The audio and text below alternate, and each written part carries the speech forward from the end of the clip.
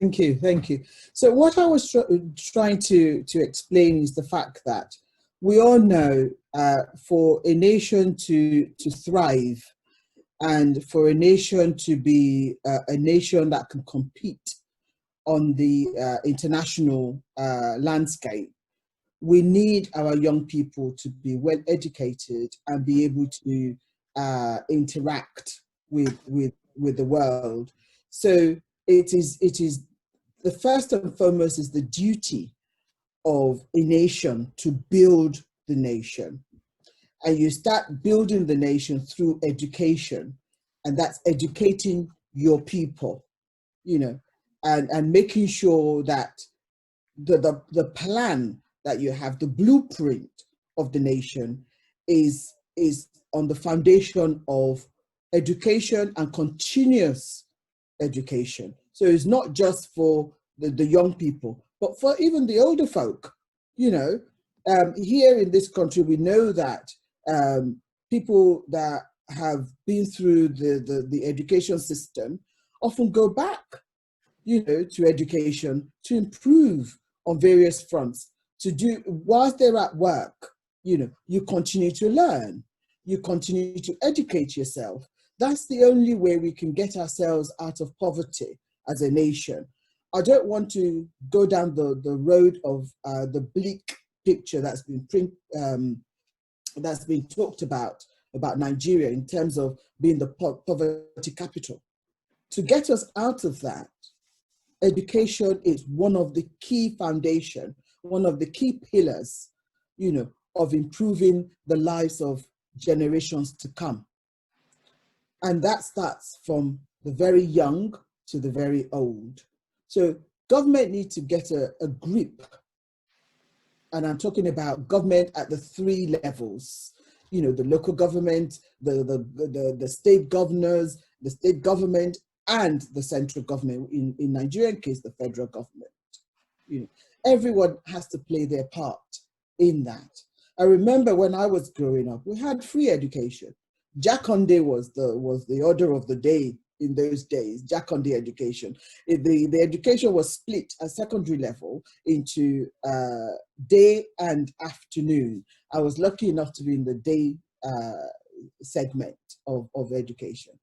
That was giving everyone the opportunity, you know, because we all deserve to be given that opportunity.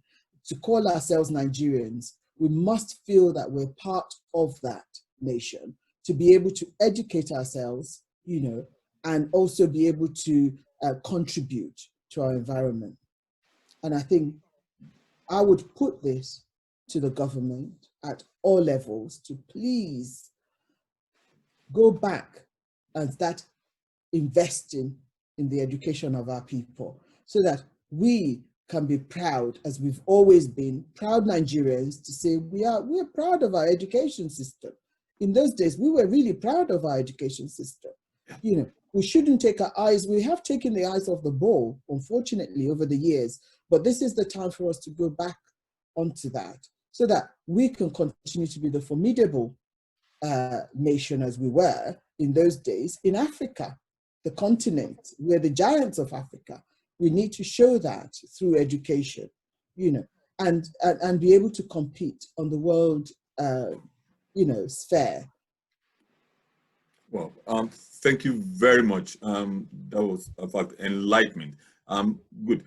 Another question that I, perhaps the last, before I throw the question out to someone on the forum who would probably like to ask a question. Please, you could, if possible, type up your question if you don't want to speak, and if you want to speak, I will unmute you. Okay. Behind every this kind of strong woman and this successful charitable woman, there seems to be a rock somewhere. Mr. Popoola has been there. I watched the video clip and I saw him as a co-founder of VOS Foundation. Yes, there must be some strong support for the success that you've achieved in life. How has that been? Can you talk us through it? Yeah, he's an absolute rock. Kenny is a very quiet man, you know. He has a heart of gold, Basically, he's very supportive in everything that I do. I would just say to him, okay, what do you think about this? And he go for it. You know, I'm behind you. And truly, he's behind me, because when I go off and go to meetings and things like that, he's at home, you know, looking after the children, basically, making sure they're okay and everything. So I owe it all to him, because without having a man like that, you know, being supportive and also being responsible and standing up to his responsibilities and being loving and caring, I don't think I could have ever done this, ever. I don't think I could have ever done it. So I owe it all to him, to the point where when we went for the investiture and we went for the local one, because apart from going to the Buckingham Palace, we then we were invited by the Lord Lieutenant of Bedfordshire, you know, to acknowledge everyone in the Bedfordshire area who were giving awards. You know, I dedicated mine to my husband. He was in the audience at the time, and I dedicated it to him. And I'll rededicate any time to Kenny. He's marvelous. He's a fantastic man. Oh, thank you very much. I think I can see a hand raised here. Someone called Sue. Sue, I'm going to unmute you now. Please, will you throw your question, please? Hello, good afternoon, Ma. The question I'd like to ask is how would you like, how do you encourage women to emulate you in the things that you have done and achieved so far, Ma? Right. How do I encourage women? I think for me, I think we have a really important role to play in society. Women has always had important role to play in society. The Nigerian society, unfortunately, I don't think we're there yet. I think Nigerian society does not give women the voice, neither does it give women the space in which to show what they can do, basically. So my encouragement, the one thing I would encourage all women to do is to not give up, you know, to keep pushing and asking to be heard and asking to be at the table where decisions are made. Because you could only have a nation that really has a rich policies and rich outcomes if you bring everybody to the table. And that is the women, the men, the young, the old, collectively. Because we all see life from different angles. We all see life from different prisms. So it's always good to have a voice of women at the table, at the decision-making table. Because we see things differently. We bring things to the table that is seen from a very wide view as well. In my view, I think women, you know, we are very good at just observing, analyzing, and then making the decision. We don't make rash decisions. We tend to just kind of, I'm not saying men don't, please don't get me wrong, men that might be online. It's just that it's different. It's a different approach that we bring to the table. And it enriches a nation where you bring everybody on board. So I would encourage all women to carry on doing what they're doing, because we do have a voice and we need to be heard, and also to encourage them to nurture our young people, to nurture our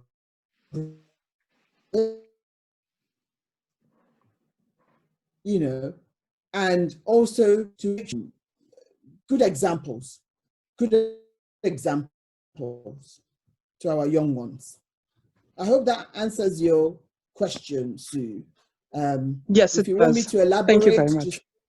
Okay, thank you. Thank you very much, ma'am. All right, thank you very much, Sue, for that question, and I think that question has been answered adequately. I have some other questions being sent here by some people who are not on, they were just sending. One of them is Isaiah from Lagos. Isaiah says, many charities are not many charities are not doing what they say they do. But we have looked online and we have seen what your charity does. How do you put this mindset or try to influence other charitable organizations to emulate you? I think it has to be, for me, it has to be to have the right heart. It has to be the right motive. Why is a charity doing what they're doing? The people behind the charity, the reason why the charity was set up. What was the purpose of that? If we have the right mind, the right heart, the right vision, we can do it. If the motives are wrong, if the motives are, I'm going to fleece people, i.e., I'm going to just take money and just do it because I want to do it to get money and then the intentions are wrong at the start, you know. And it's always very good to kind of put yourself on that corporate level, in the sense that, for example, the VOS Foundation, the reason why we registered the foundation is to stand out, because we believe that what we're doing is the right thing with the right motive. So to add that additional scrutiny to what we do is what drives us every day, you know, because it's really important that when people give money, they're giving their hard-earned money. Don't forget, they've worked really hard for this money. And when they give the money over, they believe that what you've told them you're going to use the money for is exactly what you're going to use it for. So if you don't do that, then really, I think you've done them wrong. That would be my starting point. You know, if anyone says, I'm giving you this £20 or 20 naira to do X, Y, Z, because that's what you said you're going to do, and I use it for something else, I've been dishonest. I am being dishonest. And I think, to me, then you shouldn't call yourself a charity. You might as well call yourself what you are, you know. So it's really important for charities out there to be transparent. We have an issue, unfortunately, in Nigeria about transparency. And that bothers me a lot, you know, in the fact that what we say we're going to do one thing and we do something else, you know, and we should be held accountable for whatever we do. We should be transparent. If you're transparent, nobody would doubt what you're saying you're doing. You know, we've just published our first year accounts with the Charity Commission here in the UK. It's on public platform. People can go and see it there. You know, we're nearing the point where our books are going to be audited, you know, by an independent auditor, so that every penny can be accounted for. You know, receipts will be seen and everything. And anyone can pick up a call and say, I want to see this. And we would point them out to go to the Charity Commission website and see it's there. It's all very much in the open. I would really encourage organizations such as ours, the NGOs, to do the same thing. If we start to open our doors to everybody so they can see what we're doing, you know, it takes away that myth or that mystery behind the closed doors that we seem to have in some of our organizations, that we don't quite know what they're doing behind closed doors. It shouldn't be like that, because the money that's been given is people's hard-earned money. Thank so you I hope very that helps Isaiah in any way to understand. Yeah. Thank you. Thank you very much, Sandra. That was well said. There's another question here before I go on. This one says, how do you encourage the youth to get involved in charitable norm or method? How can they get involved in charities? The youths. Yeah, that's a really fantastic question. So when I said that I started off when I was about age 13 and working in church and servicing at the, you know, helping out and all of that, it's about not expecting anything from anybody. You're doing it because you believe that it's important and you believe that you're doing it to impact positively to other people. A lot of young people in Nigeria would say, I haven't got a job. I've come out of university many years and I haven't got a job. And they think that's it. I haven't got a job, I'm looking for a job. Actually, you could volunteer. You could volunteer in an organization that you might like to go into. Write to them and say, you know, I just want to give back. You know, these are my skills. You know, these are the areas that I'm very good at. Can I work for you for nothing? And I know that's probably alien to a lot of people, but actually by volunteering, that could open doors. That could open doors. Organizations might have vacancies in the future, and guess who they would think about first? It would be that person that walked through their doors and say, I'll do it for nothing. Don't get me wrong. Organizations might exploit that. They might think, oh, actually, yeah, you know, this one is doing it for free. Why do I have to pay somebody else to do it? But I think we would leave those organizations with their own ethics, to look at their own ethics and consider whether that is the right thing to do. But as an individual looking for opportunities yet to come, that could be a starting point to volunteer. You know, for example, with VOS Foundation, if people come up tomorrow and say, we would like to volunteer, you know, with the organization, you know, we would love to have them. You know, there are opportunities all over the place, you know, for volunteering. And that's where charity starts from. So if a young person is thinking of going into charitable field, you know, start from there. Start volunteering from there. But don't do it because you think that you're going to get something out of it, because then that's the wrong motive going in. Do it because you want to. Do it because you believe in giving back.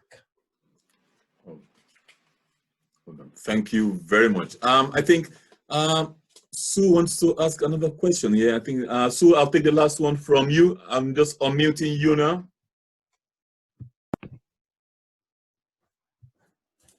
One second. All right. Yeah. The question I wanted to ask is that, do you believe that if we had more charities in Nigeria helping the people, that the level of poverty and uneducated children would have reduced than what it is like now? Do I believe if we have more charities? I don't think that could be part of the answer, but that's not the answer. Because we do have charities. I'm believing that we have non-governmental organizations in Nigeria. But I think it has to be driven from the center, right? And what do I mean by that? It has to be driven, the education of our nation has to be driven by federal government, has to be driven by state governors, state government, has to be driven by local government. Then charities can come on board to support them. So I don't want people to think that the responsibility lies with the NGOs. The responsibilities do not lie. Educating a nation is not the responsibility of the NGOs. The NGOs are there as support mechanism for government. You know, government has the capacity.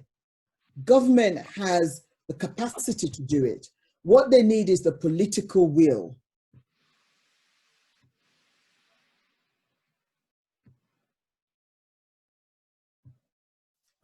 Sorry about that. I need to think accidentally unmuted you. Just 1 second. Yes, go ahead, Sandra. Sorry. Yeah. So I was saying, I don't know whether you heard what I said last. I said, you know, the responsibility lies with the three level of governance in Nigeria, that the charity organizations are there as support, you know, to make sure that the work is done on the ground and is supporting the framework, the mechanism by which education is delivered. You know, because I don't want government to think that they can abdicate their responsibility of educating their people, and abdicate it to charity organizations such as ours. We're there as the support in that. So it's really important that we don't mix the two, and government don't think that, oh yeah, that's fine. Voluntary organizations are doing it, so therefore we don't have to do much. Actually, it has to start from government, and they have to create the environment even for voluntary organizations such as ours to come in to support. For example, for VOS, we have been the one working around on the ground, knocking on doors of government and saying, we're here to help. Is it okay to go into your territory to help?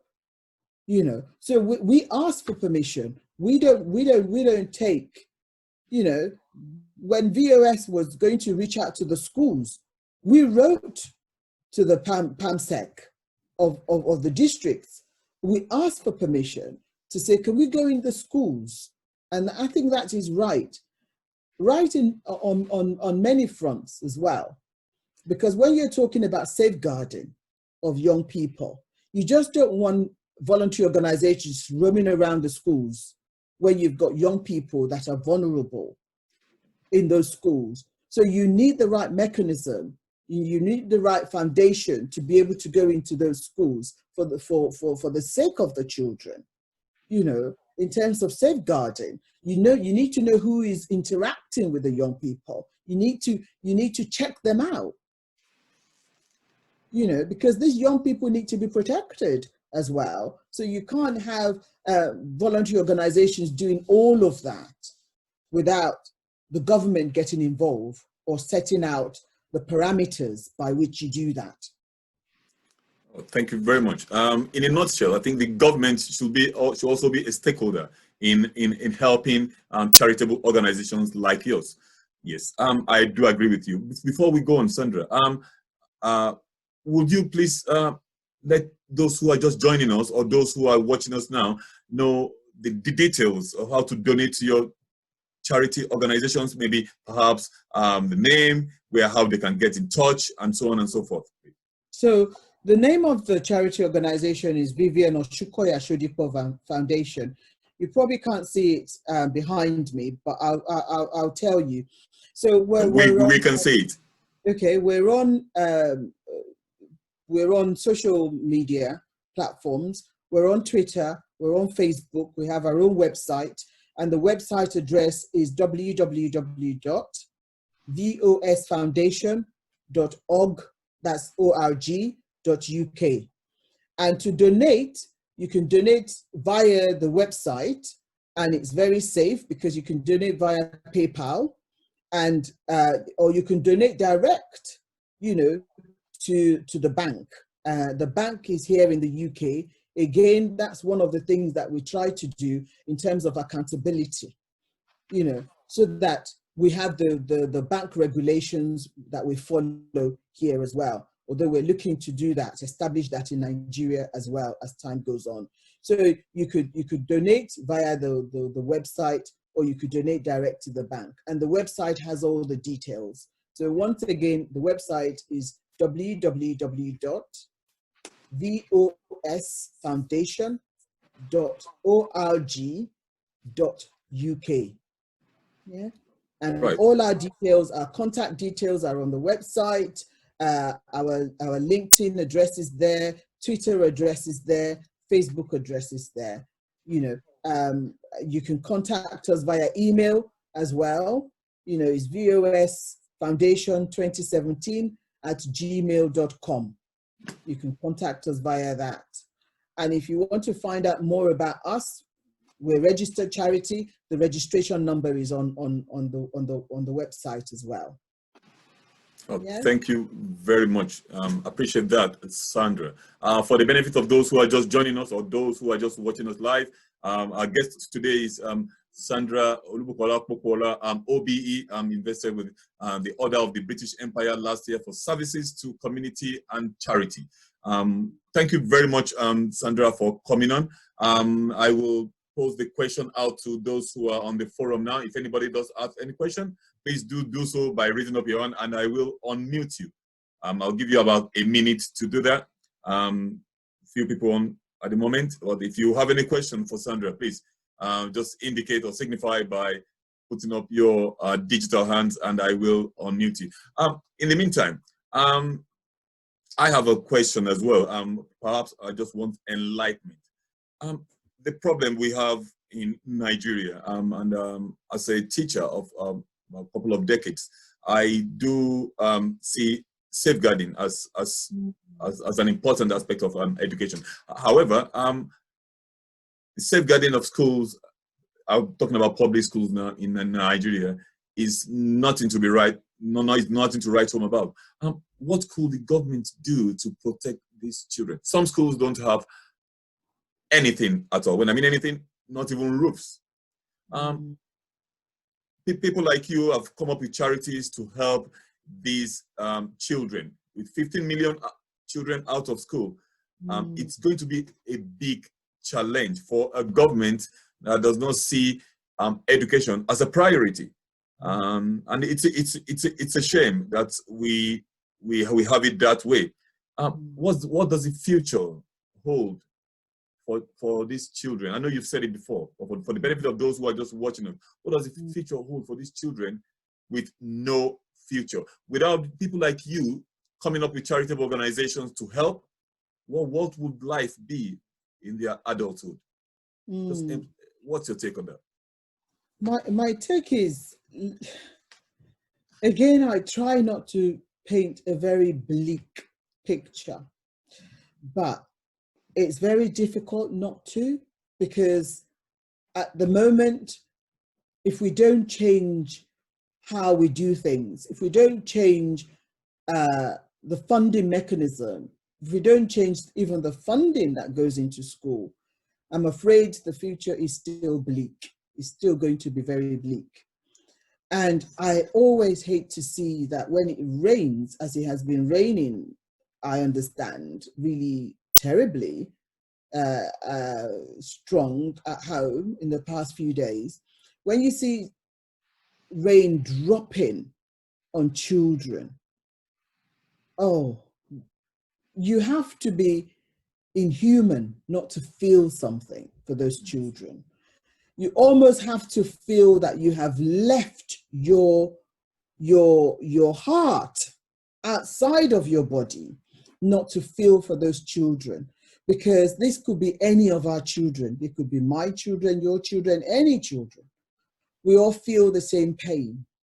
So for me to see that the government is not taking education seriously and hardly put any money in it, you know, it breaks my heart, because for me, that is systematic letdown of the children, of our young people in Nigeria, of our future in Nigeria, really. So things has to change. We can't carry on like this, talking about it, expecting the small organizations such as ours and other NGOs to pick up the tab of something that is rightfully that of those young people, which is education. You know, it's really important that we keep drumming the drum wherever we can, whoever we are, until the government listens and the government hears and the government do something about it. And we don't want lip service. We've had lip service for many years. Oh yeah, X amount is gone into education. To do what exactly? We need specifics. We need to be very clear. What are we buying? Are we buying roofs? Are we buying chairs, tables, books, and everything? You know, it breaks my heart when we have COVID-19 and children are stuck at home. I'm really happy that they've reached out through radio to educate children. So teachers go on the radio and they do sessions with them and everything. And particularly the private schools have really done very well because they can afford to. But please let us spare a thought. And more than that, for young people, children that are going to public school and don't even have a radio at home, never mind listening into the teachers teaching them. We've got to do something. This is the opportunity now for government to actually say we're going to take it seriously, and they do take it seriously and do something about it. So when we talk about safeguarding their lives, is as important as safeguarding everything that they need to kind of be able to get the education that they need.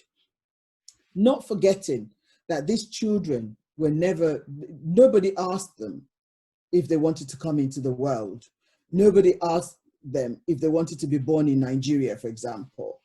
They were born in Nigeria, and therefore we owe the children their future. And we need to help them to make the future bright for them. What has gone wrong in our system that the education I grew up knowing, is no longer there for these young people.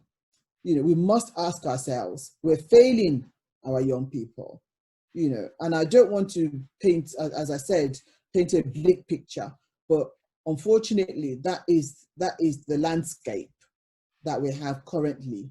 But we're here as voluntary sector organizations to help support government. But to do that, we can't do it on empty promises. We can't do it without the resources to be able to do that.